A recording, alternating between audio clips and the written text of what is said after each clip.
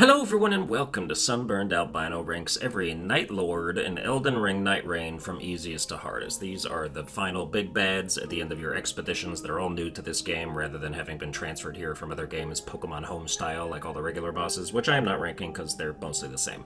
This game is of course designed around co-op, so we will be ganking all of the bosses to within an inch of their lives as justice for all the times the Soul series has thrown various forms of gank squads your way and told you to deal with it. Nightraign's balanced for that though, so it's not that triumphant, and you'll still get laid out as a fire team a few times, especially if you're a ragtag crew of randos. I played with friends in all this footage, so we had the benefit of communication, and none of these bosses took us more than 3 tries, even though some of them are still very annoying and dumb. Starting from easiest and working our way to hardest.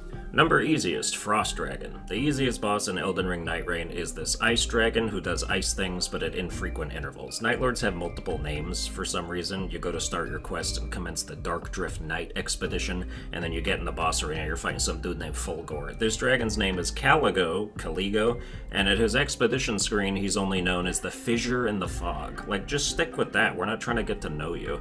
The Fissure in the Fog is weak to fire, which of course means that during your run to get to him there will be precisely 0 fire camps providing approximately 0 fire weapons. They absolutely do it on purpose. 80% of the time I need an element for a Nightlord weakness, everything but that element is on the map.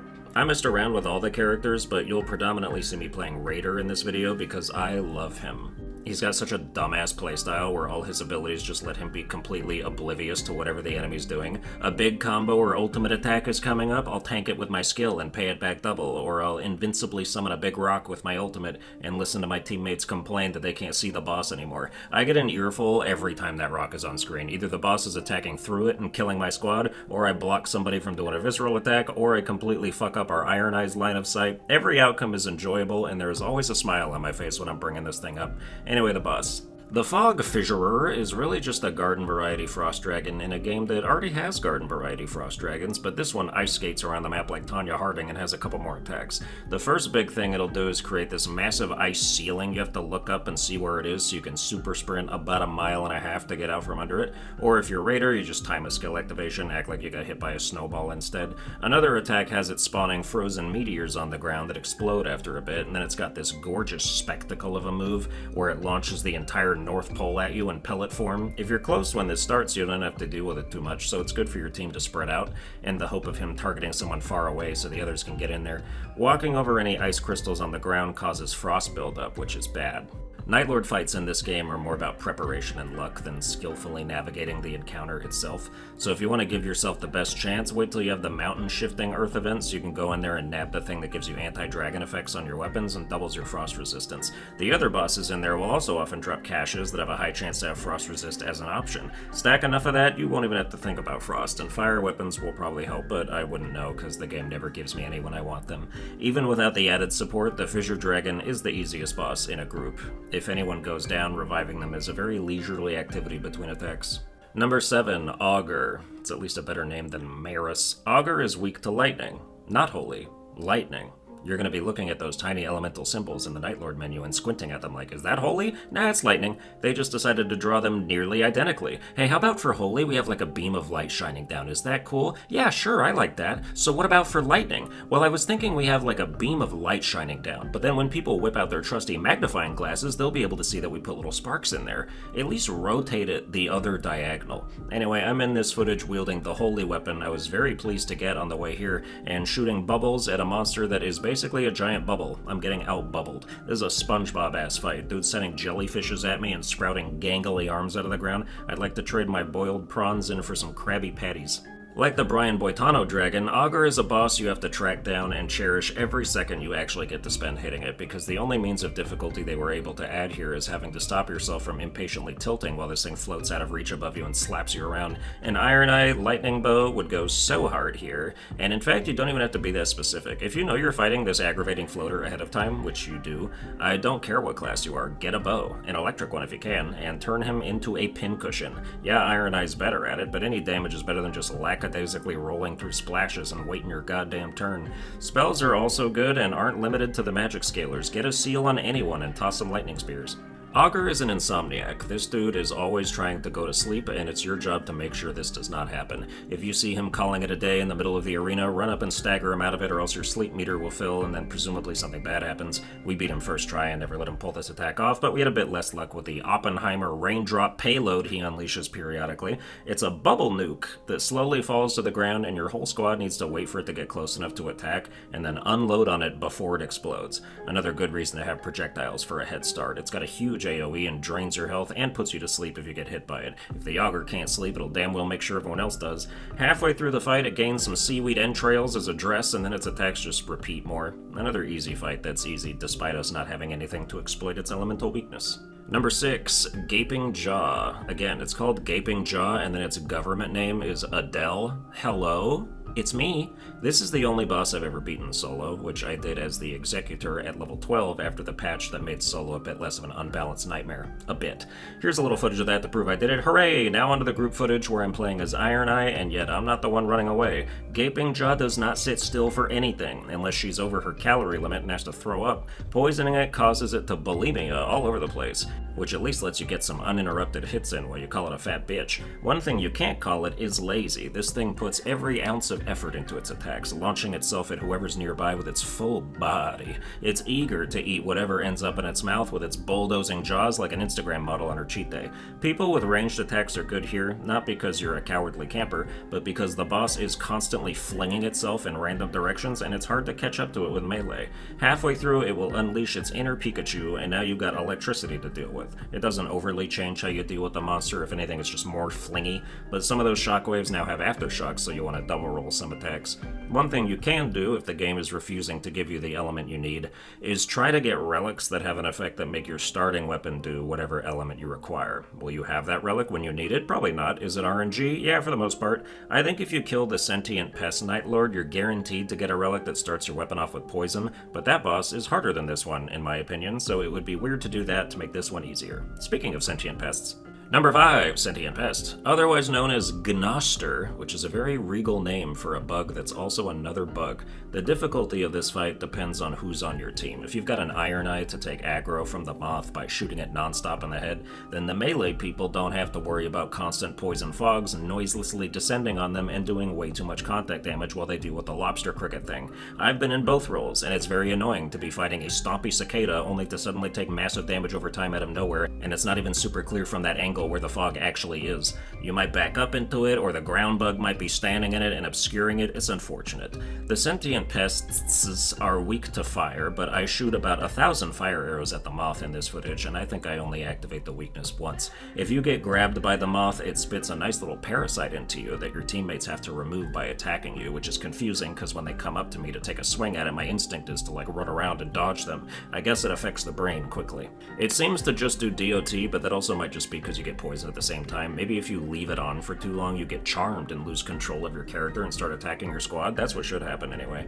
I don't like this boss at all, for the obvious reasons of a creature that hangs out of reach and doesn't let you hit it, but the ground bug also commits the cardinal sin of having a damaging roar, which is among the most annoying attacks any enemy can have. It's so stupid, ow my ears, I'm dead. This roar in particular does massive damage for no reason. Is there a relic that gives my character AirPods so I can drown that shit out with the Expedition 33 soundtrack? The second phase has the moth mounting the cricket, dominating it both mentally and sexually, becoming its master as it fulfills its new role as steed. Then they just kind of dart around spewing shit everywhere. Bugs are so gross, man. They all just have bug essence that they spray all around them at any time. Every bug has some kind of fluid or powder where they're like, do you mind if I cover everything I touch with this? It's disgusting. Kill every bug with fire, especially these ones.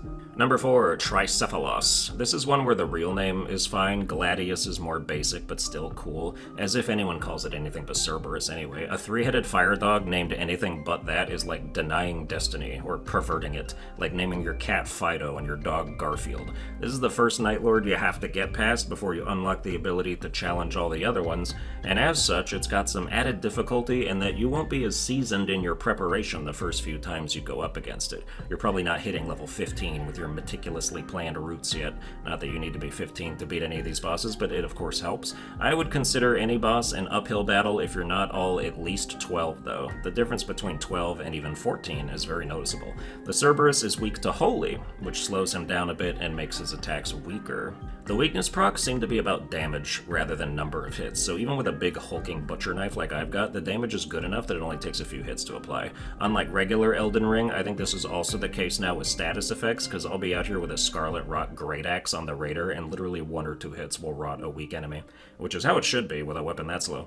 Cerberus has some short bite combos that are kind of stiff and sudden. You'll have to memorize roll timings because the telegraphs aren't that helpful. And then when it comes time to whip that chain back and forth, the position of the person he's targeting can affect the roll timing for everyone else, and I get clipped by it a lot. Not as annoying as being up the bell-bearing hunter's ass and getting clipped by the backswing of his elbow, though. Halfway through, the Cerberus will split into 3 Universes, who all move and attack independently. Your team will be like, alright, let's each pick one to attack, and then whoever says that will be immediately mogged by all 3 of them and targeted for the rest of the fight. They're even harder to pin down in this state, traveling the length of the arena for some full-body tackles, gaping jaw style, and now there's 2 more possible instances of their staccato fire blast that might singe you from any direction at any time.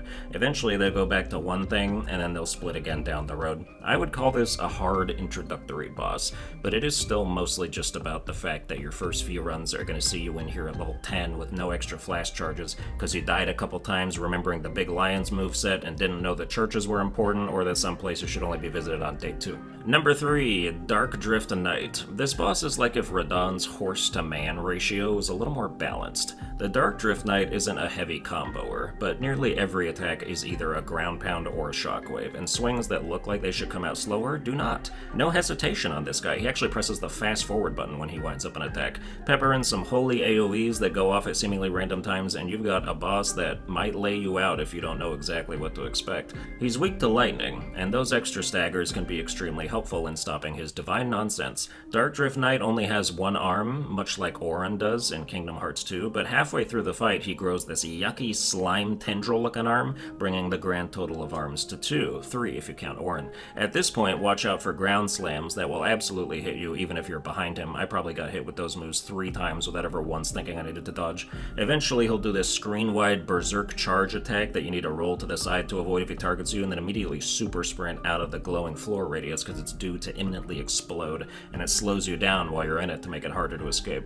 The first time I fought this dude, we got absolutely steamrolled, and then the next time, we absolutely steamrolled him. What a difference a couple levels and some experience can make. Number 2, Equilibrious Beast. This is the deal or no deal boss. Some deals are good, others are bad, all of them come with a caveat. I haven't tried them all, but the one I've taken multiple times is the power of a demon that spawns a big eyeball above your head that uses your FP to shoot madness lasers at the boss, which he is weak to.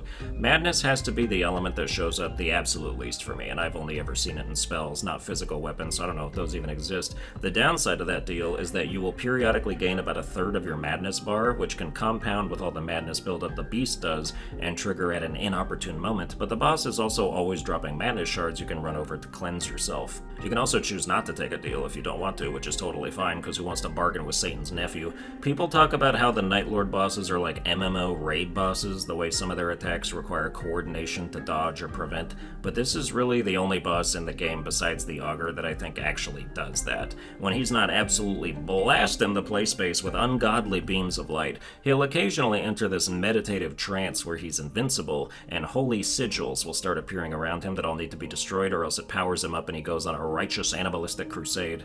The first time it happens, it's easy. There's not many sigils, and destroying them all breaks his shield and staggers him. The rest of the times, though, more sigils, and in harder to reach places. You either need someone or someones with a bow or ranged spells, or if you're throwing knives in your inventory just for those high ones, and even then you get virtually no time to do it. The only way I can see it happening is if as soon as he shields, everyone immediately runs to their own corner in a triangle-shaped formation around him, whips out a bow, and shoots everything in their vicinity. Like, even running from sigil to sigil with a sword is too slow. It's not the worst thing in the world if he does get powered up, it's just a new attack string for you to learn to dodge, but if you dodge it poorly, you will die. I would call this the most chaotic and tense Nightlord fight in the game, with all the stuff that's always going on, but the hardest goes to Number 1, Night Aspect. From Software loves to pull the wow, this first phase is easy, I sure hope there isn't a second phase that blows the fucking roof off the place. We expect it now, so it makes the first phase feel like a waste of time. The Night Aspect is this unassuming mummy wrapped in bandages that haphazardly swings his sword around. He's quick, darting back and forth between targets, but still kinda lazy about it. You land the final blow, watch as darkness oozes out of every pore in his body, the screen fades to black, and you wake up in a galaxy. Now this man is activated. His sword is thick with magical big dick energy. He's got more of a spring in his step, but he has further to go. Halfway through this phase, or whenever he decides to, really, he tears open the fabric of reality and lets a collapsed neutron star or something spectate the match, ripping the ground with elemental shocks and discombobulating the whole terrain. This can take the form of one of several elements. The last time we attempted the boss, he was doing holy shenanigans, but this time it's fire. His sword combos by themselves still aren't too bad, even though each hit does hella damage, even at level 15. But now there's constant rippling geysers going through the earth in tandem with his attacks, and if he hits you into one, it's a stun lock that might just kill you outright. I was having trouble getting my Raider skill to do damage since he'd be gone by the time the attack went off, even if he was attacking me to begin with, but it still came in clutch during the Night Aspect's ultimate floor explosion attack, which you can also roll through with good timing unless your name is Pyroclast. Cool boss though. And that's gonna do it for this Nightlord ranking. I hope you enjoyed it. If you did, you can like, share, and subscribe. I've made 55 other boss rankings across my career if you want to check any of those out, plus 10 years of other random stuff. Watch all my other videos while annoying your teammates with Raider's ult, and I'll see you guys next time.